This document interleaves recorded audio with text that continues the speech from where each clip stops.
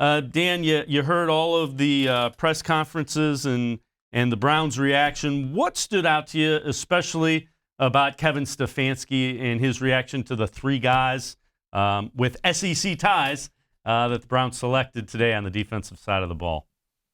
Well, I mean, he mentioned that if you're going to target a conference, not that the Browns were necessarily targeting a conference, but if you were going to target a conference, you could certainly do worse than the SEC. And, look, Kevin Stefanski, the offensive head coach, but he made it very clear that that's not really how he wants to be known. He was involved in these picks. He cares about the defensive side of the ball. Certainly, he was going to let those defensive assistants and Joe Woods, have their input in all of this. But Kevin Stefanski seemed very excited for a defense-heavy draft day, even though he's really the offensive guy in all of this.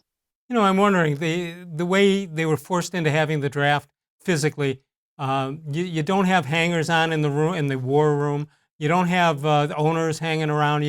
I'm just wondering if this will be the new norm over the next couple of years.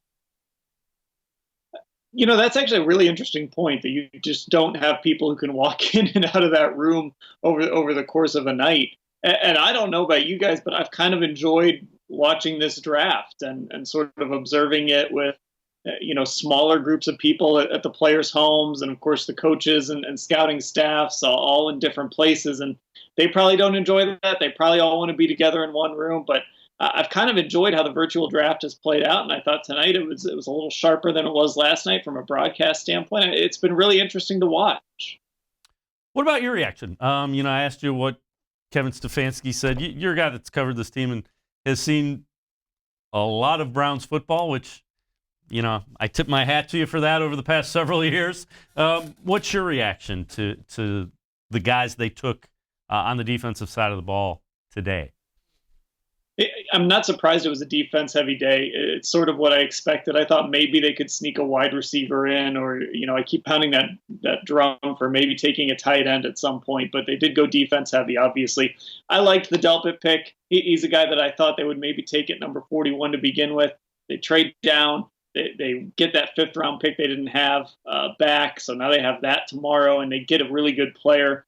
We'll see how that trade down from 74 plays out, because there was a really good player there the Saints ended up picking in Zach Bond, and I wonder how he would have fit here in Cleveland. The Browns took a linebacker later in Jacob Phillips. So we got to watch those two guys, right? And then they take an interior lineman in Jordan Elliott, who's kind of I don't want to say a workout guy. I mean, he's had production, but not the type of production necessarily that you want. So he's got to, he gets into the backfield, but he's got to finish plays and do some things like that. So the last two guys they picked, we'll see. I love the Grant Delpit pick, though. I think that's a really good safety. There are the tackling issues. He's got to get that figured out. But if he can do that, he could be really good on the back end of that defense. Dave, you and I were surprised. Bond was there, ready to be taken, and they chose not to. Wonder what's wrong with it. It could be something as simple as doesn't fit. You know what I mean? In the type of guy they want. Dan, when you look at what you expect coming up, I mean, they've addressed what everybody thought was the major needs. Is there anything that you see as, really glaring that needs to be addressed in day three? I'd still like to see them try to add a playmaker. But the thing about day three is it's kind of a throwing darts kind of day, especially as you get, in the fourth round, sometimes you find some guys, but then you get to the fifth, the sixth, the seventh, and of course right now the Browns don't have a seventh round pick, but you get into those rounds, you're sort of throwing darts. So I almost expect them to really embrace that best player available mantra.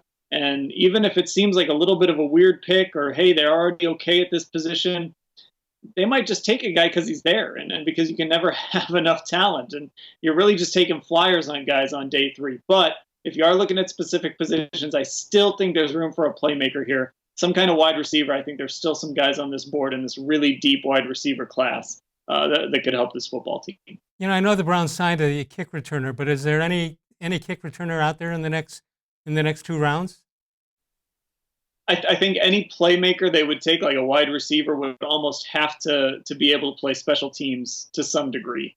I think it's probably, obviously they played a game tomorrow, which They obviously don't have to. It'll be JoJo Natson, but I think they'll throw everything they can at that position, and they'll let guys compete. So if you're a wide receiver and you come in here and you're a fourth, fifth, sixth round guy, and they say, hey, we want you to return kicks, you can't really say no. You've got to be able to play special teams and do what they want you to do to be able to make that roster. Now, we've already said it seems like they might have been throwing darts the last couple of picks they made. But based on what the front office has done in the first 2 days, reaction, just overall reaction. I mean, I think if you would have told Kevin Stefanski and Andrew Berry, you're going to be able to get Jedrick Wills and Grant Delpit, they'd have said, hey, we're in pretty good shape. That's really it. Those first 2 picks, you got your left tackle and you got your safety, and it made sense. We all kind of said these are the 2 areas that they need to address early in the draft, either with their first 2 picks or their first 3 picks. And they addressed them with their first 2 picks, and they added a little draft capital to go with it without really hurting their chances. I would be curious to find out why they didn't want Zach Bond. I'd be a little curious. I mean, this is that moment where you put your cards on the table, and they did, and they said they don't want him. We'll watch that as we go, but at the very least, those first 2 picks, you had 2 needs, you filled those 2 needs, and you've got to be happy with that part of it. Well, Trent Williams probably is a name we're not going to hear for a while now, but are there any people out there after this is done tomorrow that the Browns are going to focus in on as far as a trade is concerned? I wouldn't expect any kind of big trade just because I think, a lot of that would have probably involved some sort of draft asset. But, if they were to take maybe another tight end and maybe they don't like David Njoku, I don't know how they really truly feel about David Njoku and his future. But, he could be a guy that maybe they'd want to move if they added a tight end or something like that. But I don't think there's really a big trade on the horizon after this.